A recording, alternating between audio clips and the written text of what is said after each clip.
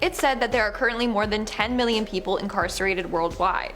Now, some of these individuals might be in jail for minor offenses, whereas others could be cold-blooded killers. Today, we are looking at some of the scariest and most evil prisoners in history. Starting off this countdown, we have Donald Harvey, aka the Angel of Death.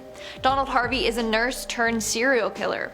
So he was working in a hospital as a nurse and was secretly killing off his patients. To him, he was doing them a favor. He thought that his chronically ill patients needed a relief from the pain, so he would smother them with pillows or would poison them or let their oxygen tanks run out. It's believed that he took the lives of over 70 people. However, in 1987, he was only convicted for 37 counts of murder. He was sentenced to life plus 20 years. In March of 2017, Harvey was beat up badly by a fellow inmate. He passed away shortly after.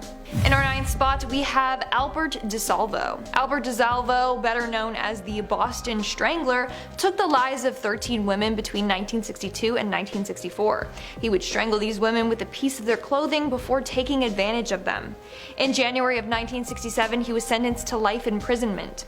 A month later, him and 2 other inmates actually managed to escape from prison, and a full-scale manhunt ensued. Thankfully, it wasn't long until he was recaptured.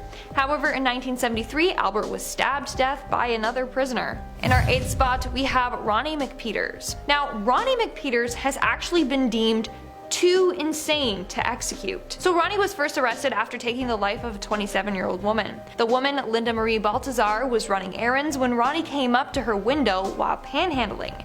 She shooed him away and he left, but he ended up coming back and shooting her. He was first placed in jail for his crime and then placed in the rubber room. But that didn't stop him because he was known to set fires in the jail and harass other inmates. So they moved him to San Quentin prison where he was awaiting death row. And that's when he started acting even crazier. Apparently he would attack other prisoners and guards, and was known to smear his feces all over his cell and even himself. This behavior got him off of death row. They literally thought that he was far too troubled to be executed.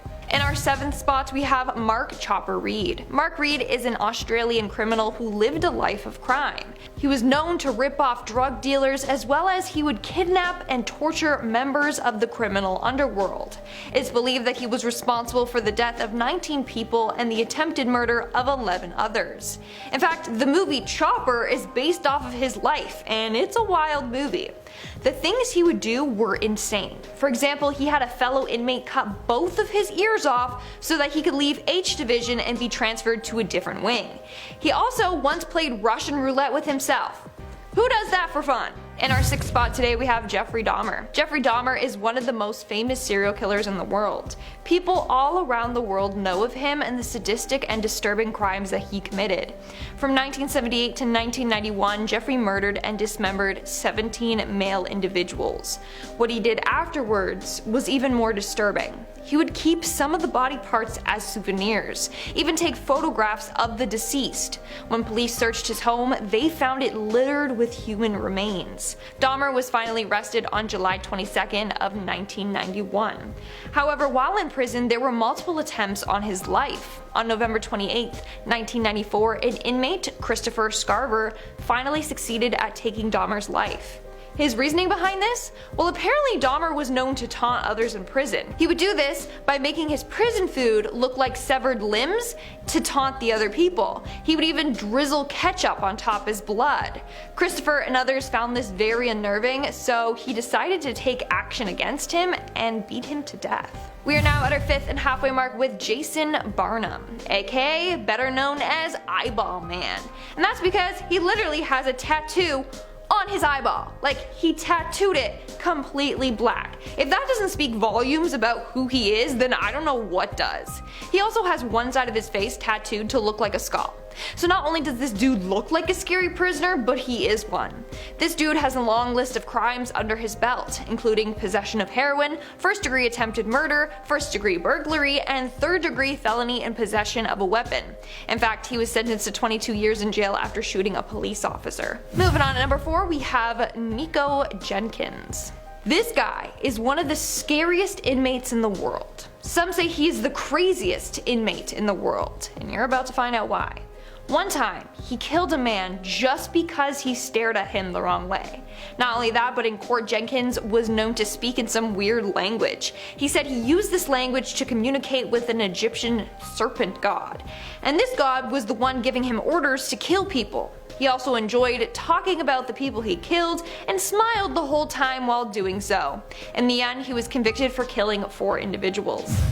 Moving on to number 3, we have Damien Folkes. In 2002, Damien Folkes was sentenced to 12 years for a series of armed robberies that he had committed.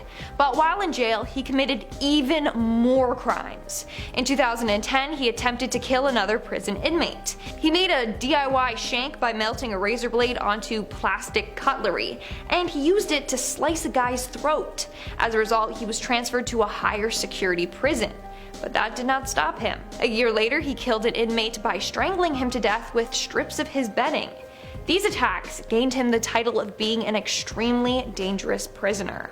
In our second spot today, we have Alexander Pikushkin. Alexander is a Russian serial killer who wanted to complete the number of squares on a chessboard by killing 64 people. It's said that he has killed around at least 49 individuals and possibly as many as 60. In fact, he was inspired by another serial killer, Andrei Chikatilo, who I have talked about before. In his mind, he wanted to compete with him and kill even more individuals than Andrei did. Now, what I find the weirdest is when Alexander was young, he was said to be such a kind and sociable child. That was until one day when he got struck in the head by a swing. From then on, his whole demeanor completely changed and he got really aggressive. So they think that this accident turned him into a serial killer. And in our number 1 spot today, we have Pedro Rodrigues Filho, aka the Brazilian Maniac. This guy is a Brazilian serial killer who claims to have taken the lives of 100 individuals. He started killing at a young age, one of the first kills being his father. He apparently killed his father with a machete, cut out his heart, and then chewed on it.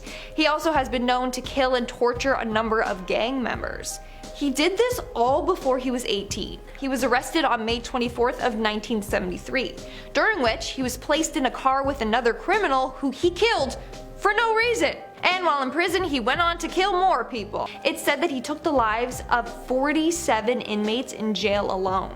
Pedro served 42 years in prison before his release in 2018. Yes, he killed that many people and then he got released.